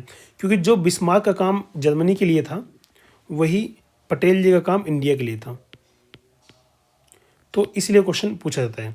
नेपोलियन बोनापार्ट फर्स्ट सोड the seed of the nationalism in the Germany, but it was the rise of Otto von Bismarck and his diplomacy that led to the unification of the Germany as a nation state. Role of Bismarck in a state building in Germany. Military reform. Bismarck initiated many military reforms that allowed successful wars in later times in 1850s. Bismarck wanted to build up Prussia's army to be ready for if war broke out with the other German state or Austria. To do this, Bismarck collected money for military reforms through direct taxation. These reforms added an increase in army conscription for 2 to 3 years. मतलब conscription का basic मतलब क्या होता है कि आपको army में अपनी सर्विस देनी पड़ेगी, जैसे कि इजराइल अभी करता है। अगर आप इजराइल के नागरिक हो तो आपको आर्मी में सर्विस देनी पड़ेगी। इंडिया में ऐसा नहीं, इंडिया में तो वैसे ही सब आर्मी में जाना चाहते हैं, पॉपुलेशन ज़्यादा है तो आराम से मिल जाते हैं। अगर पॉपुलेशन कम होती तो शायद इंडिया वाले भी कंस्क्रिप्शन का रूल लगा देते। The introduction of new battle tactics, introduction of weapons such as needle gun. उसके बाद speeches, Bismarck made numerous speech in the public later feeling of nationalism inside the German people. This was done in order to arouse a sense of nation among the people. Isolation of counties. He successfully isolated other countries by making them look like aggressor. He made following effort for this. क्या effort किया? First war unification. The first diplomatic step of Bismarck was the intervention of the Schleswig-Holstein. These two duchies were under Denmark in 1850 London Protocol. At this time, combined army of Austria and Prussia under the leadership of the Bismarck attacked the Denmark in 1864. This was the first diplomatic step Bismarck against the Austria. Okay, ये इनका first वार unification का था। उसके बाद इन्होंने क्या किया? Election करवाया। बिस्मार्क थॉटेड Austria's plan by insisting on popular election to the diet.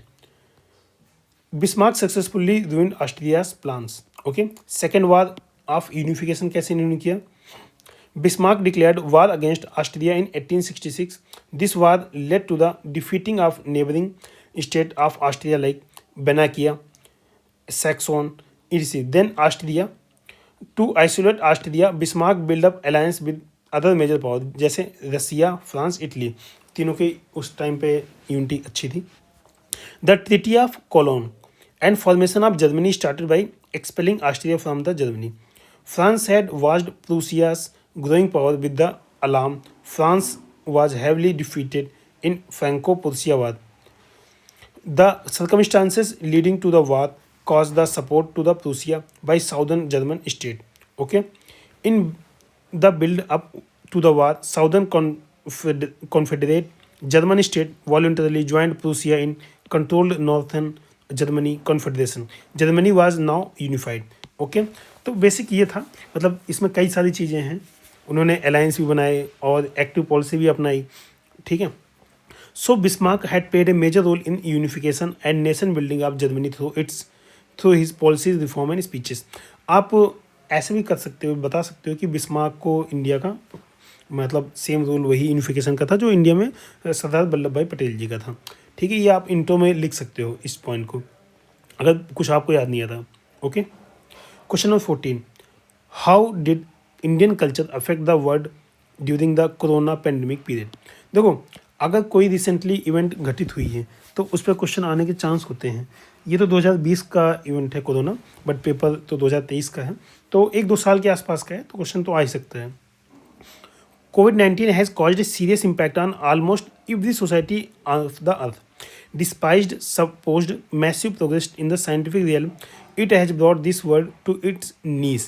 Okay, Indian cultural values such as Namaste, Yoga, Ayurveda has come into picture. Obvious बात है, हम काफ़ी ज़्यादा लाइमलाइट में आए थे। हमने वैक्सीन वगैरह काफ़ी मैन्युफैक्चर की, दूसरे लोगों को सप्लाई भी की, लोग परेशान थे, बट ठीक है हमने अपना जो हेल्पिंग हैंड था वो आगे बढ़ाया। Globally, people are turning towards India's lifestyle minimalism, making more thoughtful decision, consciously putting its in effort to both preserve and conserve. दोनों चीज़ें करनी है। Trends toward India's ancient lifestyle of vegetarianism, fertilizer, free food, yoga uses of Unani medicine in gaming, gardening prominence. Yoga meditative practice, earlier rejected as being slow, monotonous, and ineffective, have proven to be particularly useful in allaying anxiety and fight social isolation. On the spiritual and cognitive level, people across the globe are resorting back to ancient Indian scripture in speech of answer. Bhagavad Gita, Vedas have gained unprecedented traction. Even the smallest things like social etiquettes, gesture, ways of greeting way seen as radical change. Keeping in mind protocols laid down by WHO across the globe, people are avoiding hugs, handshake, high fives and resorting to नमस्ते। देखो, हमारा जो Indian culture है इस corona time में काफ़ी famous हुआ, और चाहे योगा हो, ठीक है, आप योगा को ले लो या फिर नमस्ते कल्चर को ले लो या फिर सेल्फ डिपेंडेंट पॉलिसी ले लो, ठीक है। तो ये सारी चीज़ें काफ़ी फेमस हुई। People have become more conscious of this life style choice and opting sattvic diet, जो कि हम लोग प्रेफर करते हैं, ठीक है। In the absence of allopathic medicine offering a definite cure, the demand for naturopathy traditional herbal medicine has been on the rise, proving to be an effective preventive treatment. It can complement modern western medicine. उसके बाद conclude करते हैं, India is the oldest serving civilization in the world. It's traditional knowledge around the health, food, naturopathy, human psychology are time tested and can provide remedy to modern global challenge. देखो question पूछ रहा है, how India culture affect the world during corona pandemic.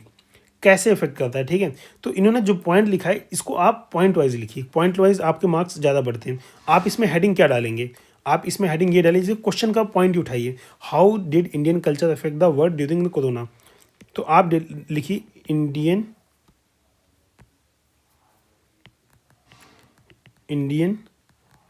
Culture affecting world during कोविड-19. ठीक है, ये heading डालिए और आप इस हेडिंग डाल के क्या लिखिए, नमस्ते कल्चर, सूर्य नमस्कार मंत्र, yoga, food habit, isolation policy, self dependent. ठीक है. उसके बाद हमारे यहाँ फ्री फूड कल्चर भी था उस टाइम पे, काफ़ी ज़्यादा खाना भी डिस्ट्रीब्यूट कर रहे थे जिसके पास खाने का नहीं था. तो मेडिसिन, सोशियो कंडीशन. ठीक है. तो ये बेसिक आपको 7-8 पॉइंट लिखने हैं, आपने 7-8 लिख दिए. यही पॉइंट के आसपास आप एक्सप्लेन करिए. उसके बाद रिलीजियस टेक्स्ट. ठीक है. और बताइए, और कुछ जैसे हैंड से रिजेक्टेड हैंड से कल्चर, वो तो नमस्ते में ही आ जाएगा. ठीक है. हाँ, सात्विक फूड. ठीक है. ये सारी चीज़ें आप लिख सकते हैं इसमें. अगला, evaluate the women organisations in the women empowerment. देखिए, वीमेन के बारे में इसी पेपर में एक 8 नंबर क्वेश्चन अभी देखा था, देन 12 का भी देख लिया, मतलब 20 नंबर का आपको क्वेश्चन आ गया. और ये हर साल आता है, कोई ऐसा नहीं कि इस साल आया अगले, मतलब हर साल आएगा, बस उसका फॉर्म चेंज होगा बट क्वेश्चन आएगा। तो आप वीमेन का रोल, उनसे रिलेटेड चीज़ें, डेटा, ये सारी चीज़ याद करके जाइए अगर आप चाहते हो इस एग्ज़ाम को क्वालिफाई करना। तो आते हैं इंट्रोडक्शन। अगेन इंट्रोड्यूस कैसे भी कर सकते हो, कोई डेटा हो आपके पास उससे कर सकते हो, कोई नई इन्फॉर्मेशन उससे कर सकते हो, किसी वीमेन ने कोई अचीव किया उससे कर सकते हो। Women had played a significant role in various spheres such as health education, economy, politics, social movement. Women's organizations such as National Federation of Indian Women and All India Women Conference have played a crucial role in promoting women's rights and empowering women. Role of women organization in empowerment of women are as follows. Education. Women's role in education is fundamental as they are the first teacher of a child. Women organizations have played a pivotal role in providing education to girls and women, which has helped them become self-reliant and contribute to the society. Example के लिए Malala Yousafzai, Malala fund formed by Malala Yousafzai, A Pakistan education activist, government scheme like Beti Bachao Beti Padhao. मतलब ये वहाँ पे कुछ अच्छा काम कर रही थी, इनको ही वहाँ के लोगों ने गोली मार दी, मतलब अटैक किया, नो डाउट बच गई बट ठीक है, बट अटैक तो किया ही, ठीक, कंपेन टू प्रमोट एजुकेशन, ठीक है। उसके बाद और क्या कर सकते हैं, health. Women have always played crucial role in healthcare, especially in field of maternal and child health. Women organizations such as White Ribbon Alliance, ये काफ़ी इंपॉर्टेंट अलायंस है, which aims to improve maternal and child health world wide. ऐसे ना एक red alliance है, ठीक है। Red alliance के बारे में आप लोग बताइए कमेंट में कि रेड अलायंस किससे रिलेटेड है, काफ़ी फेमस है। Government has also taken various initiative like Ayushman Bharat, rural health mission, NRHM has been successful in reducing maternal and infant mortality rate. आगे इकोनॉमी के बारे में क्या करती हैं, women have always played a significant role in economy but their contribution have been often overlooked. Like home, सभी घरों में सभी की मम्मी काम करती हैं, लेकिन कभी आपने सोचा कि क्या इनको आप क्या देते हो, कुछ नहीं देते हो, ठीक है। ये सेल्फलेस होकर काम करती हैं आपके लिए, ठीक है। तो एक तरीके से एम्प्लॉयड तो हैं बट उसको काउंट नहीं कर रहे हो। बट आप बाहर 10,000 की नौकरी, पूरे दिन 8 घंटे वहाँ पर गधों की तरह काम करते हो, तो आपको 10,000, प्राइवेट सेक्टर की बात कर रहा हूँ, 10,000 देते हैं, बट आप उसकी वैल्यू करते हो, सोचते हो एम्प्लॉयड हो। भाई एक इंसान घर में भी तो काम कर रहा है, अल्टीमेटली वो कुछ कर तो रहा है, आप उसको काउंट नहीं कर रहे हो, ठीक है। तो ऐसे ही इसको काउंट करना चाहिए। जैसे अभी कई गवर्नमेंट ने मतलब होम मेकर लेडीज़ को सैलरी देने की बात कही है, तो उसी तरीके से women organization such as self help group सेवा, ये काफ़ी न्यूज में था, aims to empower women economically by providing them with employment opportunities, training, various government initiative like Mahila E Haat self help group has help women to become self reliant. Politics, women's organization have played a crucial role in promoting women's representation in politics, जैसे national alliance for women have played crucial role. Government have recently brought a Nari Shakti bill, article amendment bill act 106 bill for increasing representation of women in politics. देखो अगर कोई ऐसा data आए तो आप उसको लिखिए और हाईलाइट करिए, ये शो होता है कि आपका जो इंटरलिंकिंग का वो है वो काफ़ी अच्छा है। Social movement, women had played crucial role in social movement in India, Chipko movement, Narmada Bachao Andolan and anti liquor movement in Andhra Pradesh. Further the national commission for women aims to protect and promote the right of women. Okay, ठीक है, आप और better तरीके से conclude कर सकते हो, way forward बता सकते हो कि वीमेन ऑर्गेनाइजेशन और कैसे इंप्रूव कर सकते हैं इस तरीके से। Okay, question number 16, the process of urbanization leads to development of devastation in the society, write your views. देखो यहाँ पर अर्बनाइजेशन को डेवलपमेंट डिवास्टेशन से जोड़ा गया है कि अर्बनाइजेशन से डेवलपमेंट जो कर रहे हो उससे डिवास्टेशन कैसे आ सकता है, ठीक है। तो आप इंट्रोड्यूस कैसे कर सकते हो, इंट्रोड्यूस 2-3 तरीके से कर सकते हो। एक तो आप अर्बनाइजेशन के बारे में बता सकते हो, दूसरा आप डेवलपमेंट के बारे में बता सकते हो, ठीक है, डिवास्टेशन के बारे में बता सकते हो, बट मोस्ट सुटेबल रहेगा यहाँ पर अर्बनाइजेशन के बारे में बताना। अर्बनाइजेशन क्या है?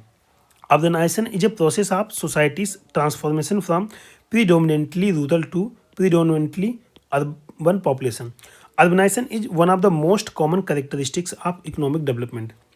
Urbanization lead to development can be assessed by the following feature. कैसे?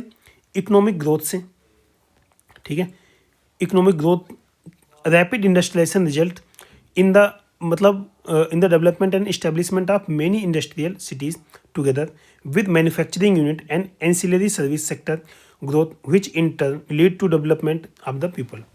ओके, अगला employment, additional employment opportunities are being created in urban areas. This result in rural urban migration. उसके बाद swifter facilities. Urbanization is associated with cash, easier access to hospital, clinics, health services in general.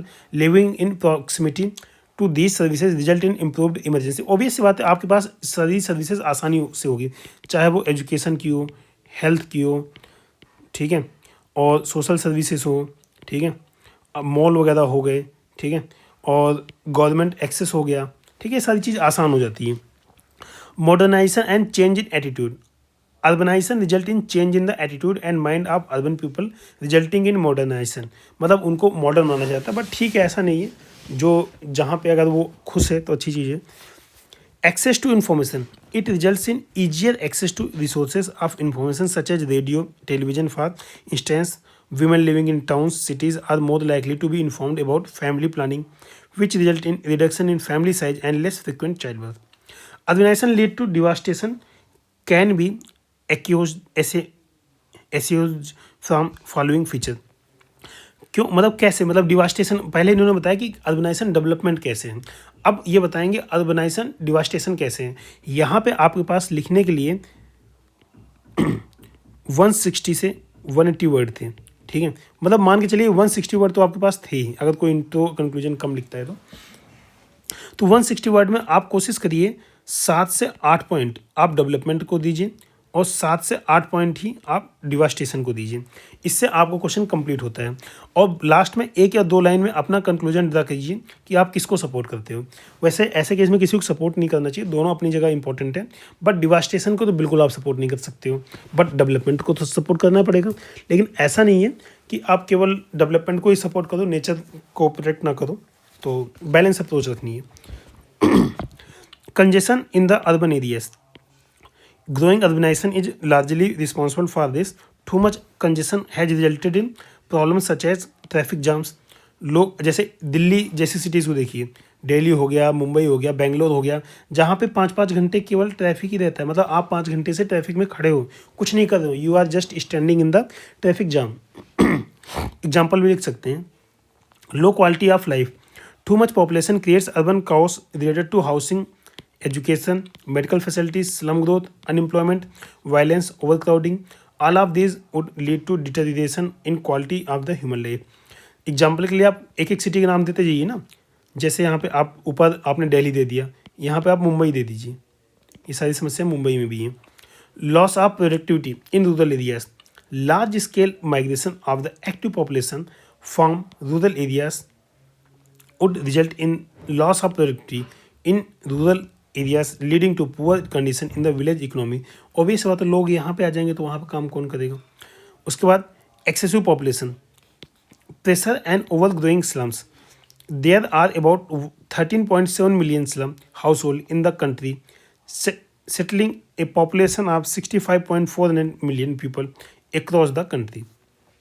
Inadequate housing and unplanned development, ये सबसे बड़ी समस्या है एक तरीके से, मान के चलिए, मतलब कोई कहीं भी घर बना के रह रहा है, बाद में म्यूनसिपालिटीज़ आती हैं उसे तोड़ती हैं, कितनी बुरी बात है। पहले आपने अपना पैसा इन्वेस्ट किया, देश का पैसा उसको बनाने में, देन उसको तोड़ने में। Pandemic induced problem, the sudden implementation of the complete covid lockdown severely affected the ability of slum developers to earn their living. तो एग्जाम्पल के लिए आप लिख दीजिए कोविड-19 क्राइसिस, ठीक है, ये लिख सकते हैं। Non inclusion of welfare scheme,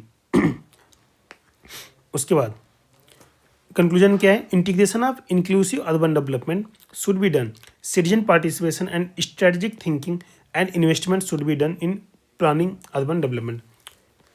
okay, question number 17, discuss the cause and consequences of the internal human migration in India.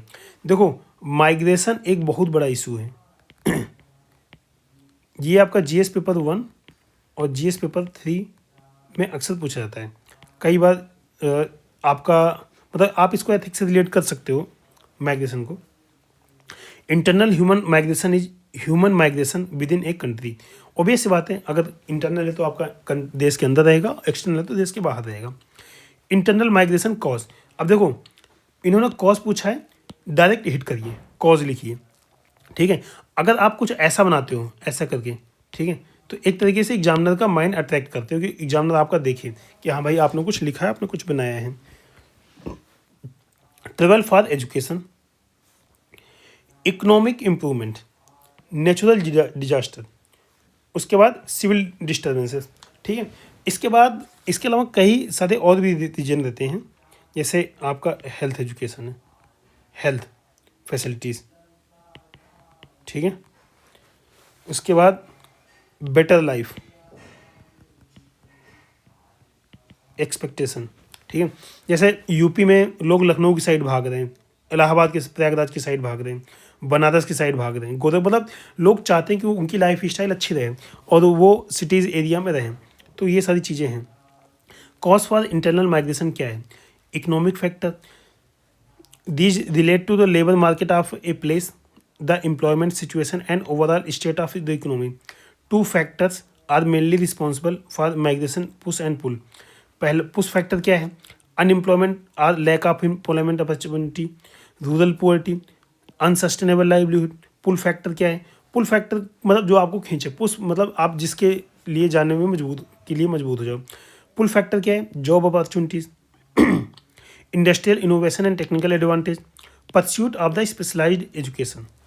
उसके बाद सोशियो पॉलिटिकल फैक्टर क्या है? These include family conflict, unification, the quest of for independence, ethnic, religious and cultural parameter, warfare threat. उसके बाद push factor इसमें क्या है?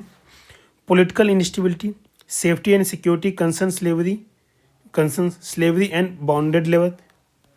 Okay, family re pull factor क्या है? Family reunification, independence and freedom, food and security.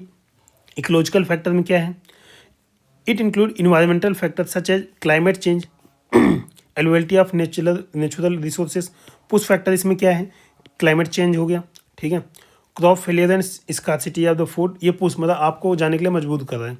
Pull factor क्या है? Abundance of natural resources and minerals and favourable climate. उसके बाद कंसिक्वेंसेस, अभी तक क्या था? कॉज। देखो कॉज आपने कितना बढ़िया एक्सप्लेन किया। इकोनॉमिक फैक्टर हो गया, सोशियो पोलिटिकल फैक्टर हो गया, इकोलॉजिकल फैक्टर हो गया, आप जियोग्राफिकल फैक्टर भी लिख सकते हो इसमें, ठीक है। इसमें जियोग्राफिकल फैक्टर भी लिख सकते हो, उसके बाद पॉलिटिकल फैक्टर भी लिख सकते हो, ठीक है। ये सारी चीज़ें लिख सकते हो, मतलब 2-4 पॉइंट ऐड कर सकते हो क्योंकि बड़ा क्वेश्चन है, तो 7-8 पॉइंट रहेगा तो अच्छा रहेगा। कंसिक्वेंसेस क्या है?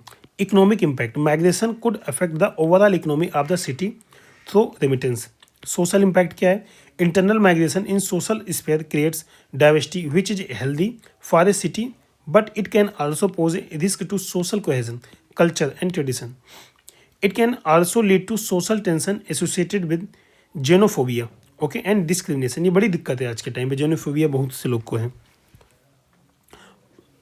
उसके बाद political impact, it allow global connectedness, traditional migration have the capacity to transform cities into global centers through the impact they have individuals, firms and other organizations via worldwide connection.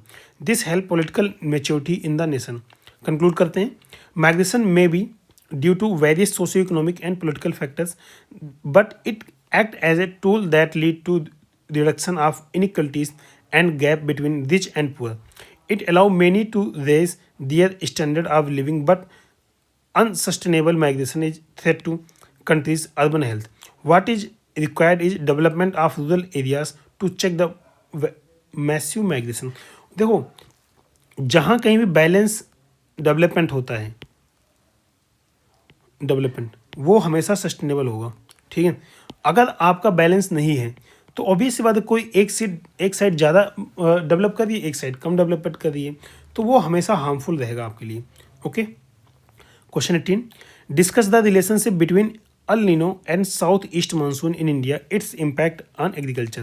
देखो question में 2 चीज़ें पूछी गई हैं, पहला तो आपको relation बताना है el Nino and south east monsoon के बारे में, और दूसरा इसका इम्पैक्ट बताना है एग्रीकल्चर पे। The relationship between El Nino and Southeast Asian monsoon, including the Indian monsoon, is complex and can have significant impact on the agriculture in the region. El Nino and its impact.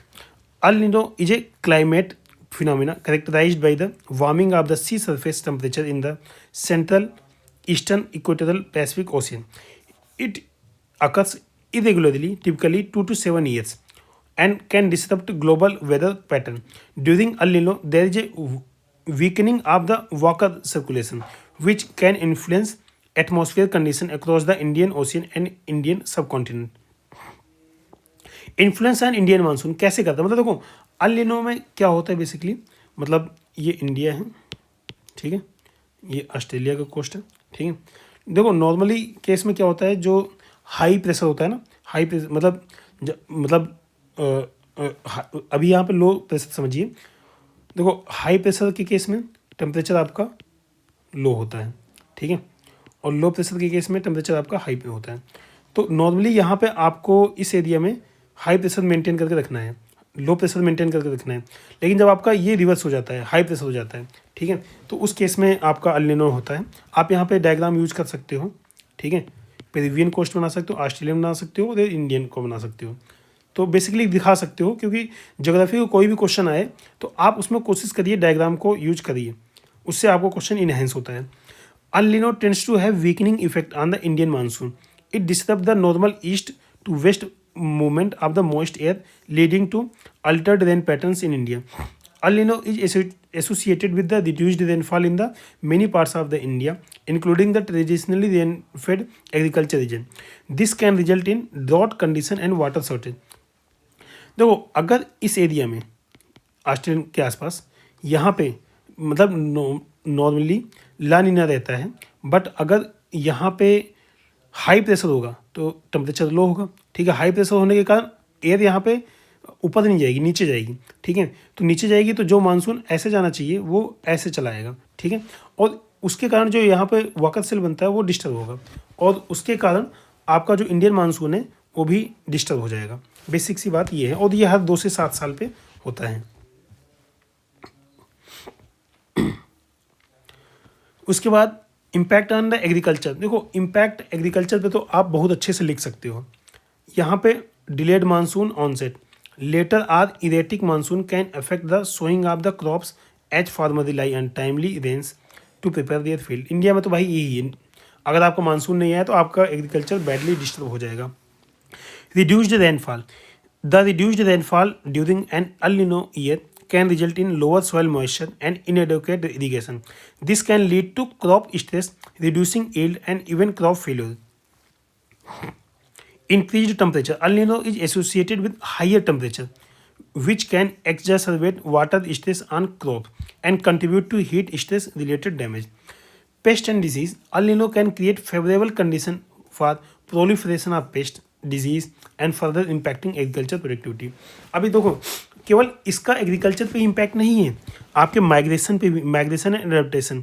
Farmer in India है adopted to El Nino related challenge by diversifying crop using drought resistant crop varieties. Government agency provide early warning system, effective water management and efficient irrigation system. Okay, इसको conclude कर सकते हैं। So the relationship between El Nino and South Asian monsoon including the Indian monsoon can significantly affect agriculture. Okay, next question. Write a short note on temperate cyclone, how it impacts India. देखो इसमें 2 point है, आप ऐसा मान सकते हैं कि 12 number question में 6 मार्क्स इसके हैं, 6 मार्क्स इसके हैं, ठीक है, ऐसा। लेकिन बट ओवरऑल आप ऐसे इंट्रोड्यूस करेंगे, 1 नंबर आपका इंटरव्यू में, 10 नंबर की आपकी बॉडी, 1 नंबर कंक्लूजन, ठीक है। तो 10 नंबर की बॉडी में आप 5-5 दे सकते हैं दोनों को, तो इस तरीके से आपको लिखना है। और वर्ड लिमिट में अगर देखा जाए तो आपका 10 to 15 वर्ड इंटरव्यू में दे सकते हैं, और आपके पास यहाँ ठीक ठाक स्कोप होता है बॉडी में, क्योंकि 200 मार्क्स टोटल वर्ड टोटल होते हैं। तो यहाँ पे 160 के आप आसपास आप बॉडी पार्ट को लिखेंगे, और अगेन आप 20 to 30 वर्ड का कंक्लूजन लिख सकते हैं यहाँ पे, क्योंकि कंक्लूजन आपको बेटर देना पड़ेगा।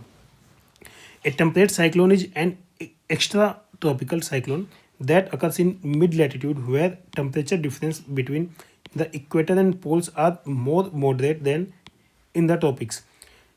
Temperate cyclone usually form along the fronts. Okay, देखो जहाँ भी ज्योग्राफी क्वेश्चन आए कोशिश करिए कि वहाँ पे डायग्राम बनाइए, उससे आपका मार्क्स इन्हेंस होता है। जैसे कि सबसे पहले उन्होंने characteristics of the temperate cyclone, formation क्या है, temperate cyclone form along the polar front where warm and cold air masses meet. The contrast in temperature and pressure between these air masses fuel the development of these cyclones. उसके बाद frontal boundaries क्या है, unlike tropical cyclone that have well defined centers, temperate cyclone have frontal structure with the warm and cold front. आपने पढ़ा होगा warm and cold front कई सारे type के होते हैं, वो सारी चीज़ें यहाँ नहीं देखेंगे, पहले हम इसको बेसिक समझते हैं। Movement, temperate cyclone generally move from west to east. Okay, ये सबसे इंपॉर्टेंट इसका फीचर है, वेस्ट टू ईस्ट, ये याद रखिएगा। Due to the prevailing westerlies wind in the mid latitude.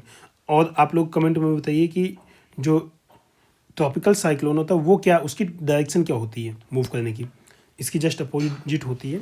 Basic difference है, पता होगा सबको। अब उसके बाद आते हैं formation.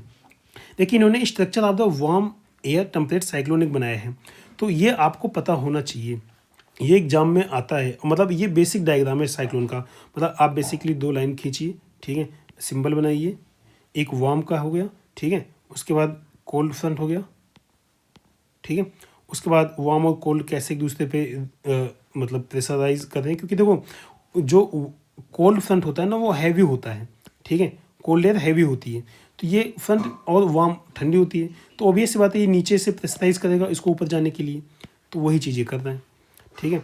Structure of the warm air temperate cyclone, formation कैसे होता है, स्टेज 1, स्टेज 2, स्टेज 3, स्टेज 4, इन्होंने सारे स्टेज डिस्कस किए। सबसे पहले आपका फ्रंटोजेनेसिस मतलब फ्रंट बना, उसके बाद साइक्लोन बना, देन ये मैच्योर हुआ, और फिर ऑक्लूजन। ऑक्लूजन मतलब दोनों फ्रंट आपस में मिल गए, उसी को ऑक्लूजन कहते हैं, मतलब वार्म और कोल्ड, ठीक है, ये मिल गया, इसी को ऑक्लूजन बोल दिया इन्होंने, ठीक है। उसके बाद इम्पैक्ट ऑन इंडिया, इंडिया पे क्या इम्पैक्ट है। देखो क्वेश्चन के 2 पार्ट हैं। सबसे पहले क्या है, आपको फॉर्मेशन बताना है कि टेम्परेट साइक्लोन पे नोट लिखना है, तो आपने फॉर्मेशन बना दिया, ठीक है, कि कैसे बना, वार्म कोल्ड दोनों मिल गया, ठीक है। उसके बाद फ्रंटल बाउंड्रीज बता दी और मूवमेंट बता दिया, उसके बाद डायग्राम बना दिया, तो आपको फर्स्ट पार्ट जो 5 नंबर का था वो आपका कंप्लीट हो गया। अब सेकंड पार्ट अगेन जो 5 नंबर का है उसका इंडिया पे क्या इम्पैक्ट है उसको हम देखेंगे, ठीक है। जैसे इम्पैक्ट क्या है, winter storm, some temperate cyclone intensify as they move across the northern Indian subcontinent leading to winter storm. These storms can bring heavy snowfall to Himalayan region, disrupt transportation and daily life. Temperature change, warm air advection ahead of the cyclone's warm front can cause a temporary rise in temperature following by a dip in temperature as a cold front passes through. Rainfall में क्या effect आता है, temperate cyclone particularly those originating in the Mediterranean Sea or the Atlantic Sea can influence India's weather patterns, especially in northern and northwestern region. They often bring heavy rainfall to parts of the northern India including states like Jammu Kashmir and Himachal Pradesh. Okay, thunder storm, देखो आप इतना लंबा मत लिखिए thunder storm, उसके बाद क्या thunder storm कैसे इफेक्ट है, along with rainfall temperate cyclone generate thunder storm, lightning and gusty. Agriculture पे, while rainfall associated with temperate cyclone can benefit agriculture by replenishing soil moisture, excessive rainfall can also lead to flooding which can damage crops and infrastructure. Conclusion में, while these cyclone can influence the weather in northern and northwestern India, they do not typically affect the southern and eastern part of the country. Obvious बात है, India का structure ऐसा है, आप इधर से जाओगे वेस्टर्न वाले, इधर आते हैं तो उसका इफेक्ट कम हो गया, और नीचे जाते जाते इफेक्ट कम हो गया, उतना नीचे जा नहीं पाते हो, ठीक है। Which are more influenced by the tropical weather system such as Indian monsoon. Okay, question number 20, discuss India's mineral development policy. देखो मिनरल भी एक ऐसा टॉपिक है जो कि आपके यूपीएससी और यूपीपीसीएस इन दोनों एग्जाम में आता है। मतलब इसके अलावा जितने भी स्टेट पीसीएस हैं, मिनरल का क्वेश्चन आपके प्री में भी आएगा और मेंस में भी आएगा, तो इस टॉपिक को अच्छे से तैयार रखिए, ठीक है। आते हैं, तो देखो मिनरल डेवलपमेंट पॉलिसी, तो आप इसको इंट्रोड्यूस कैसे करोगे? गवर्नमेंट ने कोई डेवलपमेंट पॉलिसी लॉन्च की होगी या उससे रिलेटेड कुछ किया होगा, तो आप वहाँ से इंट्रोड्यूस करोगे। जैसे India's mineral development policy is designed to manage countries vast mineral resources sustainably and efficiently while balancing economic growth, environmental protection, and social welfare. National Mineral Policy. India has periodically revised its national mineral policy to address changing needs and challenges in the mineral sector. The latest NMP was introduced in 2019 and includes the following key aspects. क्या? Sustainable development. The policy aims to attract private and foreign investment in exploration activities to identify new minerals resources and reduce import dependency. Actually ये कर रहे हैं, लेकिन ultimately minerals का exploitation हो रहा है, ठीक है, एक्सप्लोरेशन की जगह पे। The policy emphasizes the sustainable development of mineral resources, ensuring their availability for future generation. The NMP emphasizes value addition within India by promoting downstream industries and reducing the export of raw material mineral. उसके बाद promoting transparency, accountability in mineral allocation, auctions in central feature of the policy. The policy emphasizes the welfare of the communities affected by mining operations. A portion of mining revenue is allocated to local communities for their sustainable development. Additionally, the policy promotes use the CSR fund for the community. CSR क्या होता है? Corporate Social Responsibility.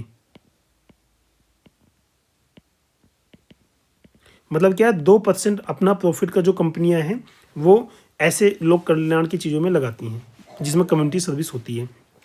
Example के लिए AIIMS में कभी आप जाएंगे तो वहाँ पे जो बसें चलती है ना, मिनी बस, वो कम्युनिटी सर्विस की हैं, मतलब यही CSR फंड की हैं। उसमें ये भी लिखा जाता है किस कंपनी की कौन सी वो सब हैं गाड़ियाँ। Environment regulation. Mining operation are required to obtain environmental approvals, comply with environmental safeguards. Technology and innovation. The policy encourages the adoption of the modern mining technologies to improve efficiency, safety, and environmental performance. Conclude करेंगे, overall India's mineral development policy aims to strike a balance between economic growth, environmental and societal consideration.